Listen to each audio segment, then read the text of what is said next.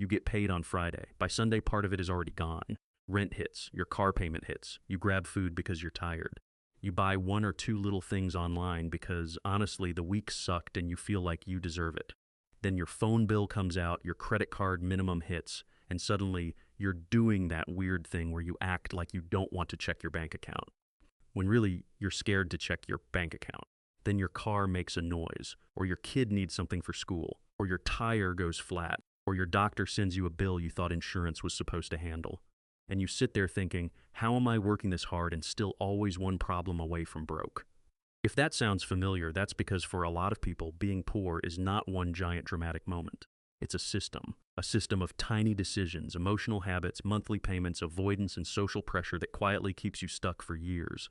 My name is Dave, and I spend way too much time thinking about how people accidentally stay poor for the rest of their lives. If you're someone who wants to stop making the kinds of money decisions that keep people poor for the rest of their life, make sure to hit the subscribe button and give this video a thumbs up if this helps you out. Look, here's the thing. If you wanted to be poor for the rest of your life, you probably would not do it by making one spectacularly stupid decision. You'd do it the normal way.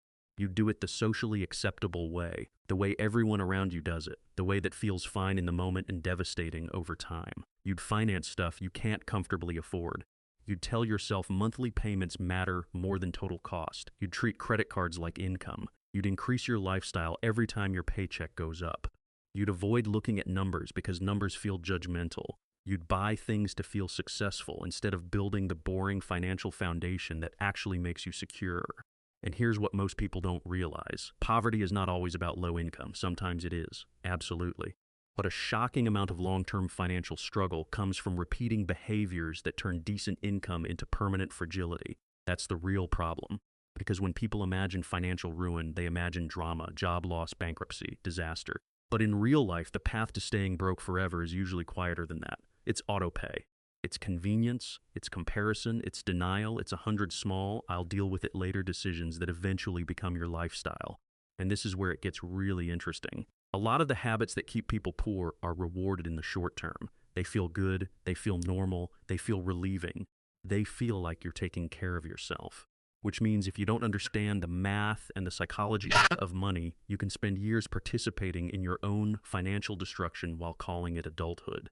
So in this video, I want to walk through the exact playbook for staying poor forever. Not because I want you to follow it. Because once you can see the trap clearly, you can stop calling it bad luck and start doing something about it.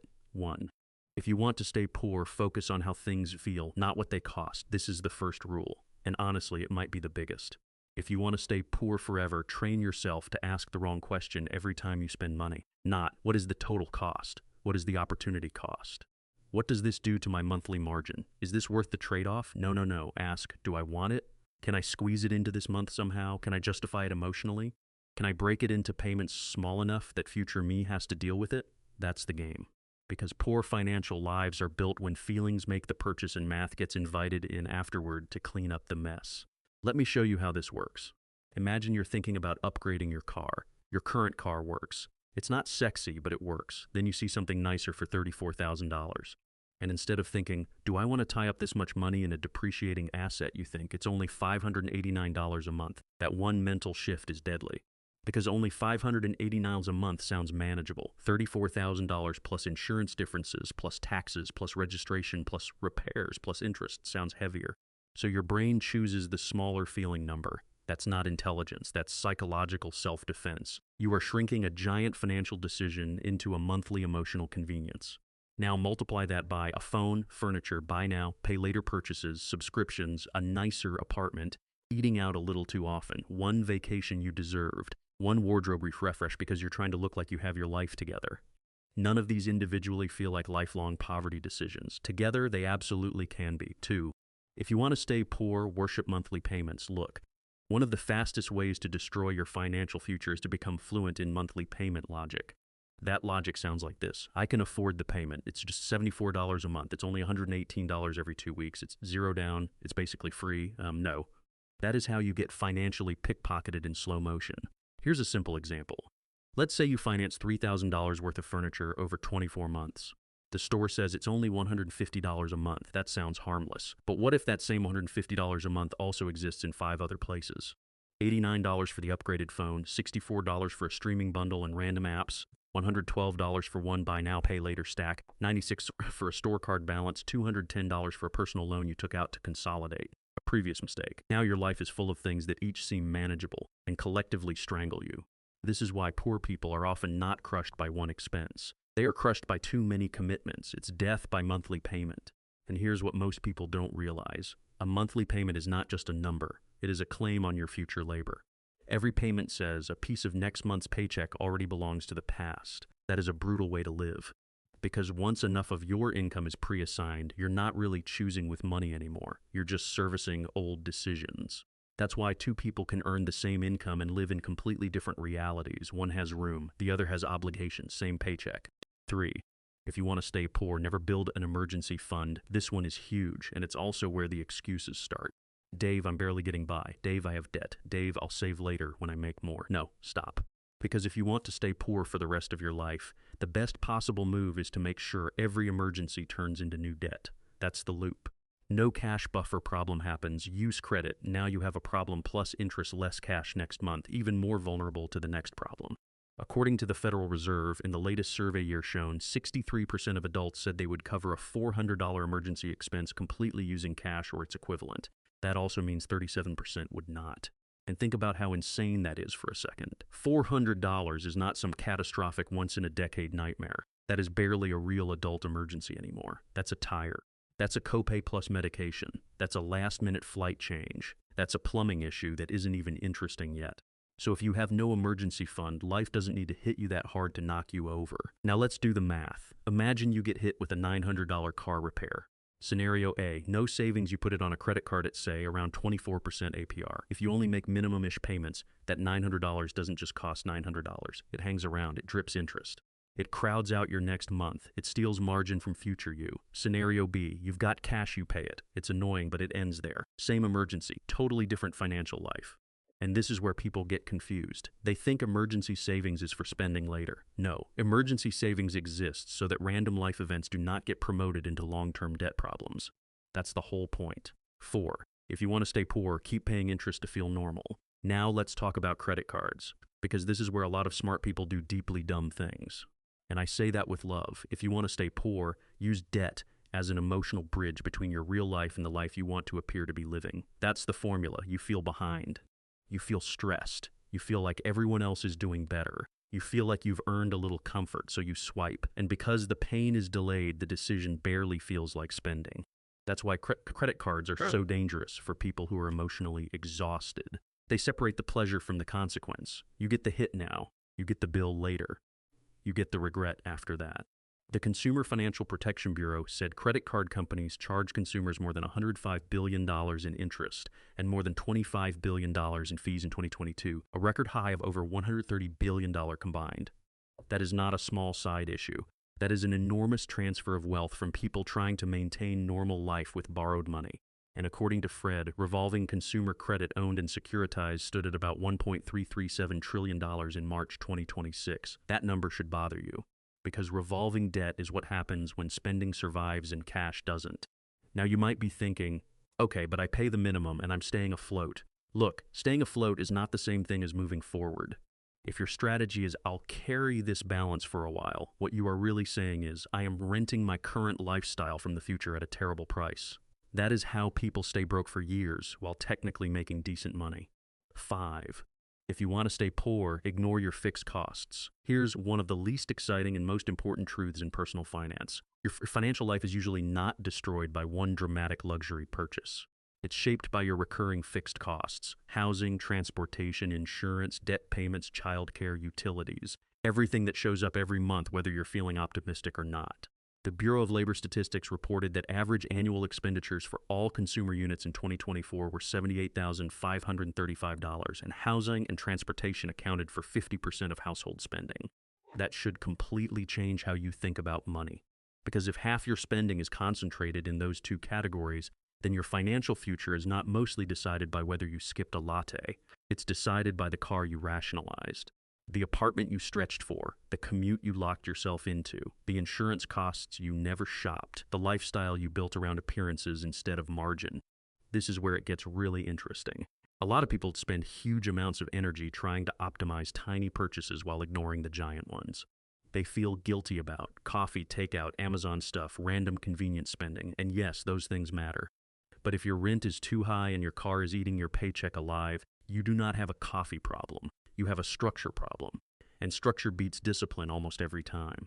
A person with low fixed costs can mess up here and there and still recover. A person with high fixed costs has to be perfect all the time just to stay in place. That is exhausting.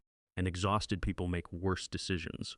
6. If you want to stay poor, confuse looking stable with being stable. This one might sting a little, but it matters.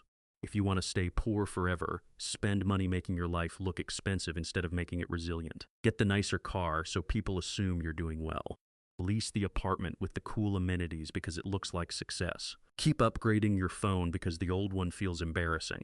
Dress one income bracket above where you really are. Go on trips you can't really afford because you don't want to be the only one staying home.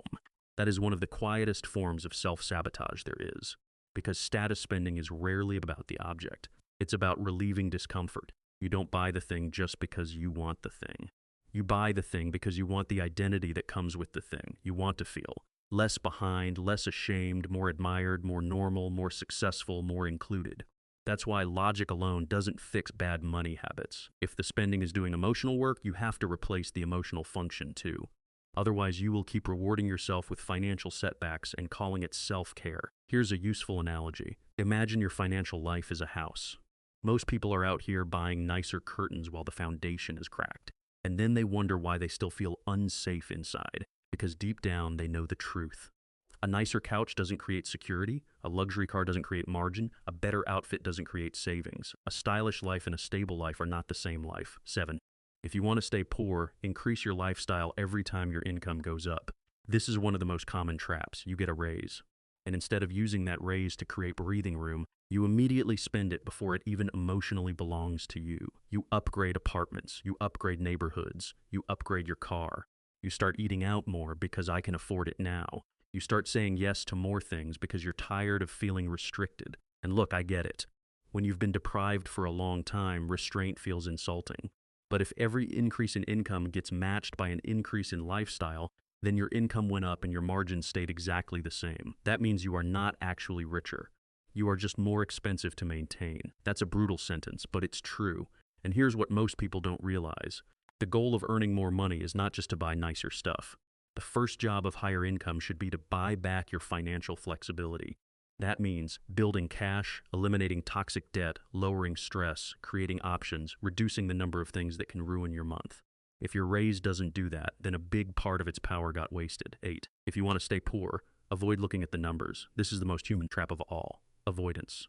You don't check your balances because you're anxious. You don't total up your subscriptions because you already know it's dumb. You don't add up your debt because it makes the problem feel real.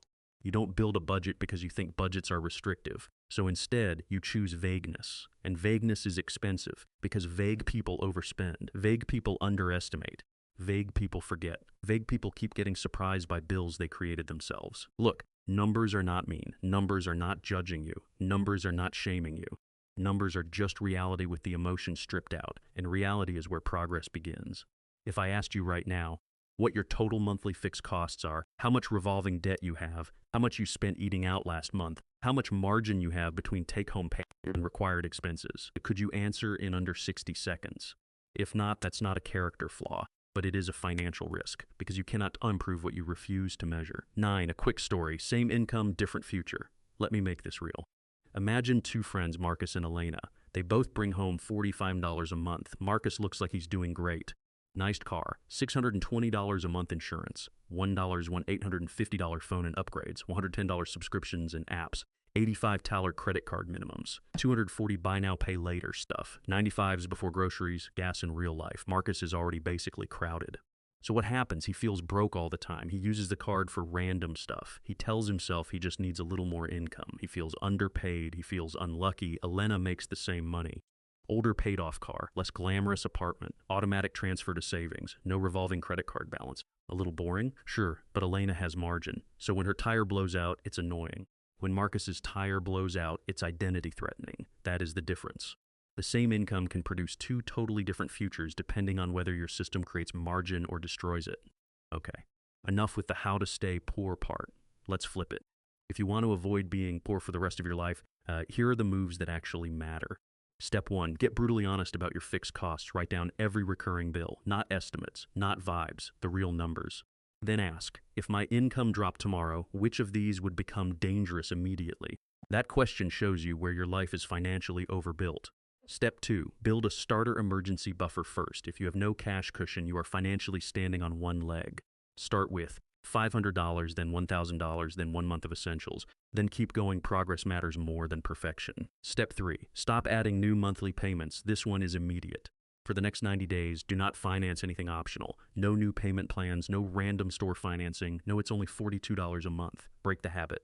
Step 4, attack one toxic balance aggressively, not 10 things at once. Pick one credit card, personal loan, store card, buy now, pay later stack. Killing one balance creates both cash flow and momentum. Step 5, automate savings before you can negotiate with yourself, because your brain is a lawyer when it wants to spend. If the transfer is manual, your feelings will get a vote every payday. Make it automatic. Step 6, use raises to create margin, not costume changes. If your income goes up by $400 a month, do not let all $400 disappear into a nicer lifestyle. At least some of that money should go toward savings, debt reduction, investing, or lowering future stress. Step 7, learn to tolerate looking boring. This might be the hardest one psychologically. A financially healthy life can look unimpressive for a while. Paid off car, older phone, smaller apartment, packed lunch. Not saying yes to everything. That is not failure. That is what building looks like before it looks impressive. So, how do you stay poor for the rest of your life? Easy. Spend to feel better. Borrow to feel normal. Ignore the numbers. Worship monthly payments. Raise your lifestyle every time your income rises. Build no margin. Make sure every surprise becomes debt. And keep telling yourself that one day, somehow, it'll all work out. That's the script. That's the trap. That's how people lose 10 years without ever making one dramatic mistake. But the good news is, this also means the way out is more available than people think. You do not need to become a finance robot. You do not need to be perfect. You do not need to make 6 figures next month. You need to stop normalizing the habits that quietly keep you fragile. That's it, because wealth, at least in the beginning, does not look like luxury. It looks like margin, cash, low fixed costs, fewer payments, less panic, better decisions, and the ability to survive normal life without reaching for debt. That is real progress. That is real freedom. And if I sound a little frustrated in this video, it's because I am, not at you, at how normal it has become for people to be trapped by systems they were told were fine. At how many people think they have an income problem when they really have a structure problem. At how many people are 1 or 2 good changes away from breathing easier, but nobody ever taught them how this works. So if this video hit home, do 2 things today. First, write down your total monthly fixed costs. Second, identify one money habit that is quietly helping you stay broke, just one. Fix that, and you have already started walking in the opposite direction. If this helped you out, hit the subscribe button, give this video a thumbs up,